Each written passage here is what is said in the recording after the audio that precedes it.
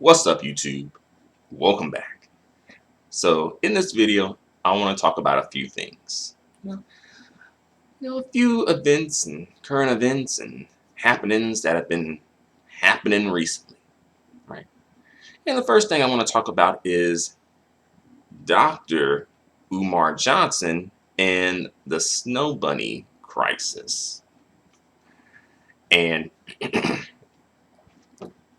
what happened was Dr. Umar Johnson, he posted a meme. And in the meme, it was a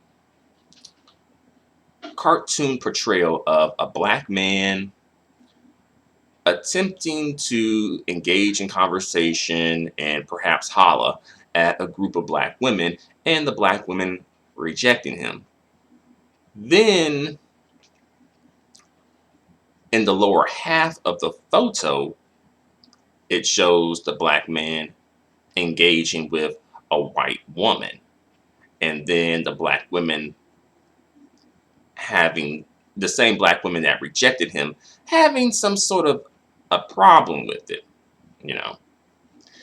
And he says something to the effect of, are black women to blame for the Snow Bunny crisis? And I find that to be interesting, largely because, like, wasn't Dr. Umar against interracial dating, especially targeted at black men? Like, he came out and spoke against interracial dating. He even went on like at least one talk show, like in the Roland Martin show, and spoke against interracial dating for black men specifically. And I respected that.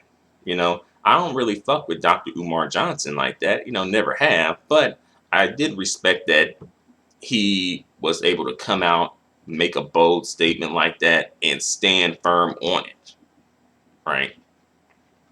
And as well, especially being within the pro-black community, honestly, that should be standard. But for some reason, we gotta have debates about the shit. I don't know why. And also, like, just a few weeks ago, Dr. Umar Johnson was referring to white people as Neanderthals. Now, all of a sudden, you're referring to, I guess, the white women as snow bunnies, right?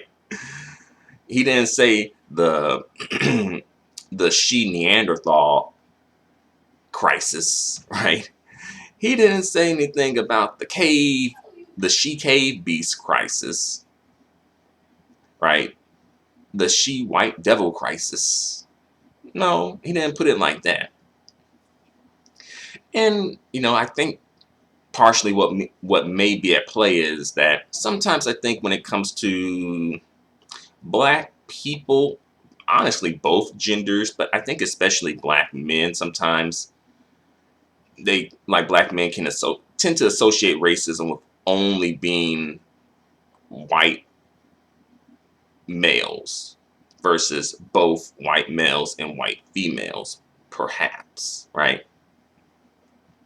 So they view the white women in a different light than the white man, even though the white woman is complicit in maintaining the system of white supremacy that she benefits from. She may not benefit from it as much as white men, and that is perhaps why you may have, say, the feminist movement and things similar to that.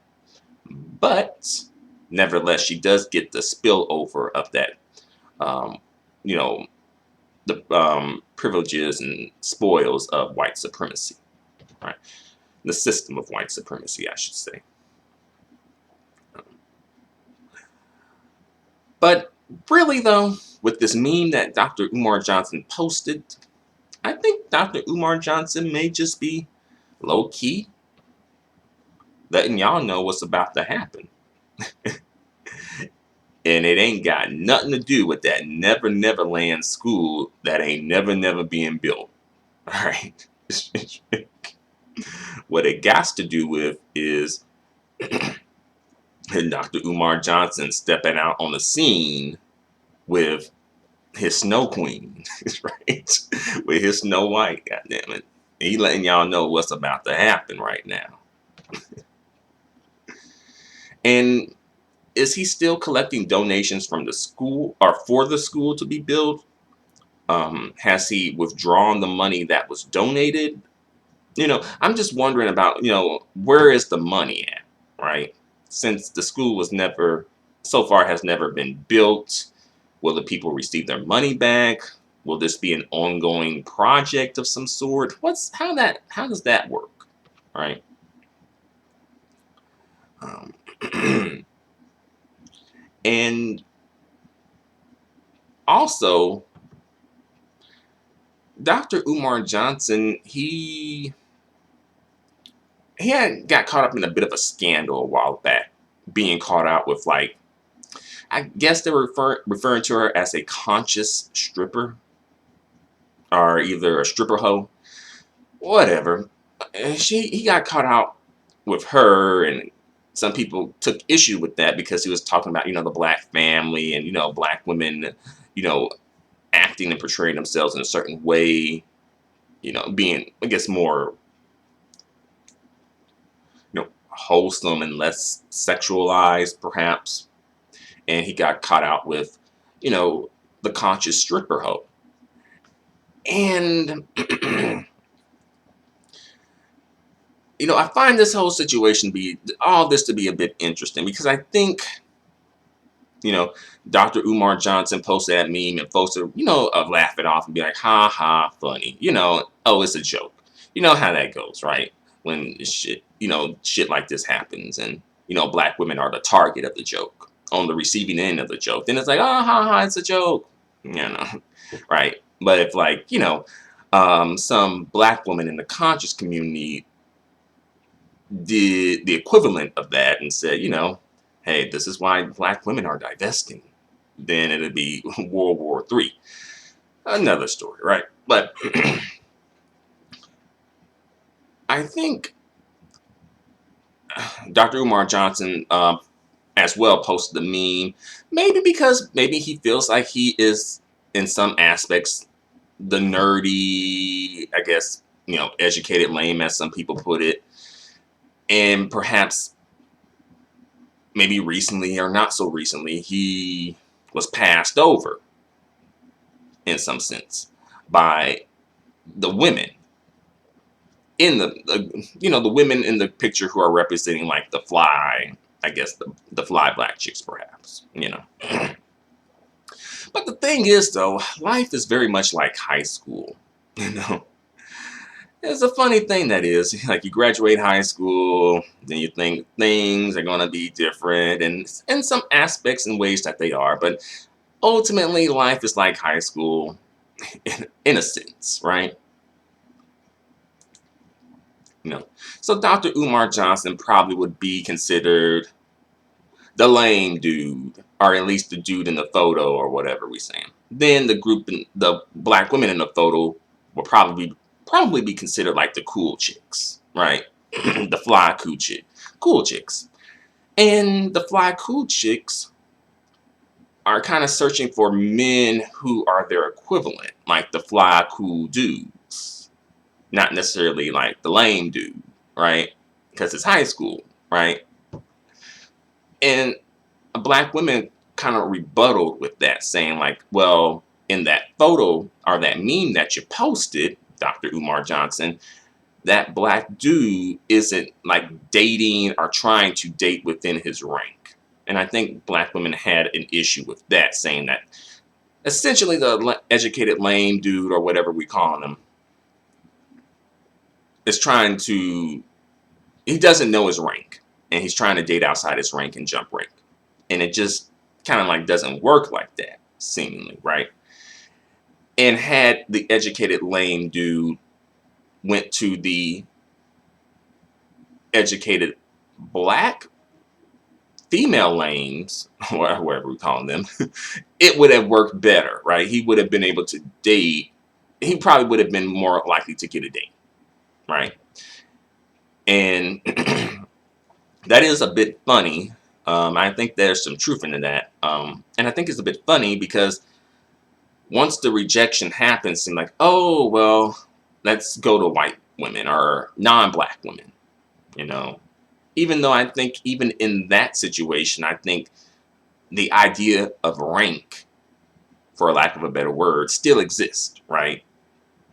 Where I don't think like the cool, fly white chick is looking for the nerdy black dude unless he got like a lot of money or something, you know, or he's able to provide her with something. Because, she's white, so she's probably used to being provided with a certain amount. And she's probably, willing to overlook some things because of the money, you know. And the same with other groups of women, right?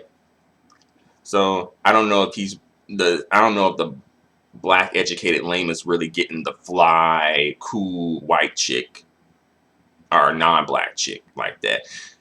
He like what happens with that? Is he just getting the equivalent, like his non-black female equivalent, like the educated lame non-black female? It's something to think about. And trying to pass her off as being the fly, non-black female. But yeah, that came up, and a lot of black women were using that as a rebuttal, right? And I think there's some truth into that, definitely. But I think when it comes to the black community, black women are definitely reminded of their rank and what their worth is within the dating market, like the dating market within the black community, and sometimes letting them know their worth or not so much worth in the dating market outside of the black community. I think that while I think sometimes I think black men, perhaps I think in general I do think that black men are a bit maybe ignorant to the dating market and that sort of thing, in a sense, just because sometimes I do see like sometimes the black dudes who interracially date may end up like taking out the garbage sometimes, if you get what I'm saying. It ended up being like the dumpster, like the trash man, the garbage man, end up dumpster diving for dates behind Red Lobster and Long John Silver and Taco Bell and Panda Express and things like that. But another story for another day. But yeah, I guess Dr. Umar Johnson has some time available. I guess he has some time to post this. I guess after Tariq Nasheed was done slapping his titties around and tying his beard in bantu knots. I guess he has some time to post his meme. Right. But but on to the next story I want to talk about right quick, and that is Steven Jackson, and he had a situation, and Steven Jackson's like a former basketball player, and he had a situation with his fiance where basically he left her at the altar, right? So Steven Jackson was a runaway groom. He's a runaway groom. He's left the room. Don't worry, you will be alright. Black King is gone. So the Black King left the not only left the room, goddamn, left the whole goddamn house. I guess he was listening to Kanye West's Gold Digger song, right? He telling him like, he won't prenup, because that's what this was about. I guess she wouldn't sign a prenup. I guess it took them all the way to get to the altar for him to realize that, oh, she's not signing the prenup. Hey, really? Right. And he was on Instagram or some Snapchat or whatever, some social media platform, complaining about child support payments and pretty much getting got for child support payments over the years. And also mentioned, ain't nothing worse than the bitter black woman, something to that effect, right? very much there are a lot of people agreeing with that. Even some black women are like, yeah, definitely. It ain't me, right? Y'all know how black women be when it comes to shit like that. It ain't me. I ain't a bit of black woman. I love my black cane. hmm I ain't gotta have a wedding ring, right? But should she have signed the prenup? You know, I mean, what if you were faced with a situation like that? Would you sign the prenup? And you can still get money in the by signing the prenup. I think you're still able to get some form of compensation and things like that. I just think that you probably won't be able to get entitled to half, and things like that. And probably like certain things are off limits, um, and whatnot, right? And again, this woman, she was on the lighter side of things, right? She was on the lighter end of the skin tone spectrum, perhaps a safe brown, um, but yeah, but the safe brown didn't keep that nigga around though, so shit, it didn't work out. But perhaps maybe it just wasn't meant to be, and maybe both of them will find a better situation, right? But on to the next story. Idris Elba, his wife, and the current public health crisis at hand. All right. Some people, particularly some black women, are accusing Idris Elba of being a narcissist and um, not really caring about his wife, I guess. And I bet basically this comes from Idris Elba currently having the virus, right? And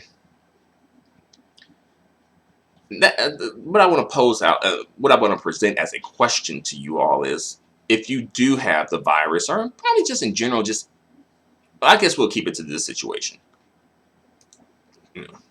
If you do have Rona, should you and your partner, like if you have it but your partner doesn't, should your partner be like a ride or die person and just go ahead and get it too? Or should they quarantine themselves or quarantine you, and just keep your distances until everything has settled and stabilized? And do you think that gender plays a role in this? And as well as probably economic status as well, that too. Like, say if Idris Elba's wife got it, should Idris Elba go ahead and get it too, or should he quarantine himself or her or whatever, and separate for the time being, right? Um, would he be expected to be the ride or die? You know, and if he's not, is it because maybe he's rich and and because he has money, the woman should work around him? Is it because he is a man and he's expected to produce and to provide, and you can't really produce and provide if you're sick? Is that a thing, a factor? You know, um, or is it just that um, black men are the priority? Just putting those questions out there, and as well on the flip side, like if um, as we see now, like Idris has the virus, so should the wife go ahead and catch the virus? And I know some of these thirsty ass females out here probably, yeah, I go ahead and catch it too with my black king. Hey, you that desperate and hard up for a date? Yeah, you are. But should she? Because I think that she has, right? Should she be? What if she wasn't down with it though, and she was like, "Nah, I can't catch the virus." I think that black people would probably expect her to be like the ride or die chick and go ahead and catch it, but that could be a dangerous situation, especially if she has other health issues. We don't know, But I just say all of this just to say that, and to ask the question, like, should you go ahead and get the coronavirus if your partner already has it, or should you not? That's the question ultimately. You know, is it the same answer across the board, like no or yes, or is it depends? Right? Right. So next story I want to talk about is Lil Wayne and this alleged white side chick who's kind of older. Um, so she's coming out saying that her and Lil Wayne had a relationship for like 4 years. I think that they had some type of relationship for 4 years. I don't think it was necessarily the traditional relationship that she's trying to pass it off as. I think it was more so a sexual relationship where basically Lil Wayne was probably paying for things, and paying bills and things like that for pretty much, on demand sex, right? And she was probably doing some crazy stuff too. I'll just keep it at that. And now she's coming out saying that pretty much she's angry that Lil Wayne has moved on.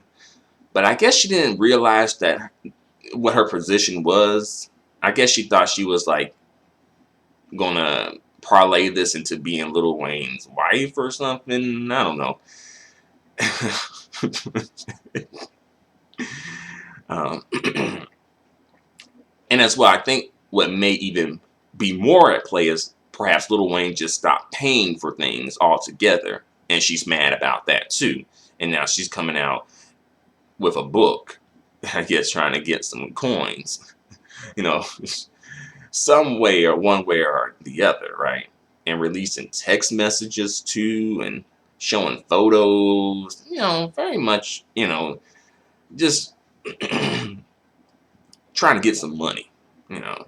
The same thing that happened with, Tiger Wood and his white mistresses, right? It was like, nah, we gonna get our bag, we gonna get our come up one way or the other, Tiger, right? And they started doing the same thing, releasing text messages, doing interviews, goddamn, just telling everything, right? But the thing is, I'm pretty sure that woman was with, if the story is true with Lil Wayne, I'm pretty sure that woman was paid, and if she wasn't, then she's a dumb hoe, a stupid hoe if you ain't getting money for it. But I'm pretty sure she was getting money one way or the other. But I guess she mad at the money stopped. I think that may be what's at play, And that Lil Wayne moved on and is engaged to a plus size model. And I think that she actually looks pretty nice and decent, at least from the photo I've seen. You know, I think some people were trying to rag on her, but I don't think she looked bad. I don't think the woman looked bad. But the last thing I want to talk about is this Netflix series that I haven't watched. I don't have Netflix, but apparently a lot of people do. And it was this show on Netflix called Black AF, meaning black as fuck. And it's it was created by a man named Kenya Barris. And I think he's responsible for creating, Blackish and Grownish and Mixedish and all that bullshitish, And people were accusing him of being, colorist and being color struck and having like maybe a light skin or biracial fetish. Just because I think that the show honestly probably was mistitled. I think that's a big factor in all this. Black AF. Like, you're talking about Black AF, but like the people looking like goddamn this color. If you're talking about Black AF, I'm thinking the people should be looking more like this color, goddamn it. Goddamn Black AF. And I think it probably would work a little better if there was a mixture, because you know that black folks love a mixture, and you know how they want the mixture to be. They want the mixture to be dark skin daddy, light skin or biracial wife, preferably biracial, but light skin will do. All right, and then the kids will be a brown skin or dark skin son, a light skin uh, daughter with curly hair, preferably. All right. That's how they kind of want the setup to be, right? And at least the colorist folks, right? That's how they want it to be. That's how they really, I think, that's how the black community wants its standard black family to be, in a sense, right? At least the black people who are on the mic and can push agendas and bullshit, right? Another story though. But yeah, but I think that the show is mistitled. I think it probably should have been called something else. And as well, from the promo photo that I've seen of the show, it shows Kenya Barris and the actress Rashida Jones sitting in a chair together. And the way that the photo is edited, perhaps, or maybe just how it is in real life, but I think it's probably editing. It looks like they're more or less the same skin tone. It looks like Kenya is probably a little darker, but not by much. Honestly, he looks like he could pass in that photo. It looks like he could pass for a light-skinned beige Negro in some lighting, at least. I don't know how he looks in real life. Probably brown skin, I'm assuming, though. But yeah, and Rashida Jones, he seems to be a little darker than usual. And some people were criticizing Rashida Jones for taking this role, because they say that she usually goes for white roles versus black roles, and that this is her first black role. And my rebuttal in response to that is that, you know, times are tough. Rashida Jones got to get in where she fits in right now. And this is where she's fitting in so that she can get a check. All right.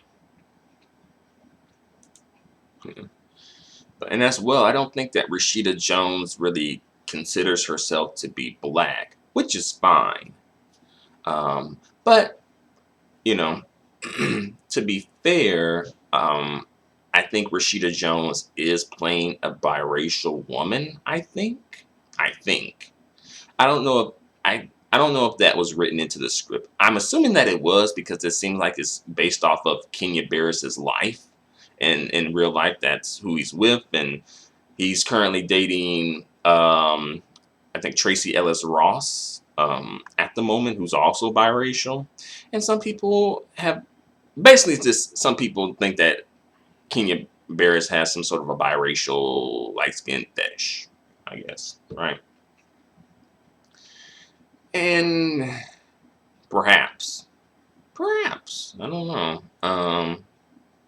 You know, but if it was on the flip side, would it be considered a fetish if he was putting, like, very dark skinned people in roles? Would it be considered a fetish then?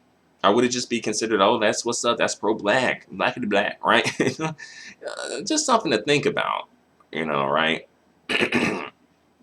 Would it be, would we be saying the same thing if it was, like, on the other side, right? And he was putting, like, people who are really dark skinned, both male and females, in roles, and making shows that revolve around them and their experiences. And as well, I heard, you know, disclaimer, I heard that kind of like the show, I don't know, it seems to center around low key, like the kind of like how white people view black people. I think that's a reoccurring theme in the show, right? I heard some woman say, like, oh, his daughter wanted to dye her hair purple, and Kenya having an issue with that because, like, oh, you're black, so if you dye your hair purple, people gonna think that you're a stripper, right? Or white people are gonna think that she's a stripper. And, like, oh, Kenya talking about wearing a chain, and people thinking that he's a rapper, and how did he get acquire all this money? It must be because must be because he's a rapper. You know, I've heard that, right? Yeah, but I think ultimately, I think the problem was just that the show was mistitled, almost like in a trollish sort of way. Is Kenya Barris trolling with the title? You know, I mean, it did get people to talk. You know, I don't know if people are really watching like that, other than maybe like the first episode, because everything else is like not where it's at, and some people took issues with Kenya Barris's acting or lack of acting ability. You know.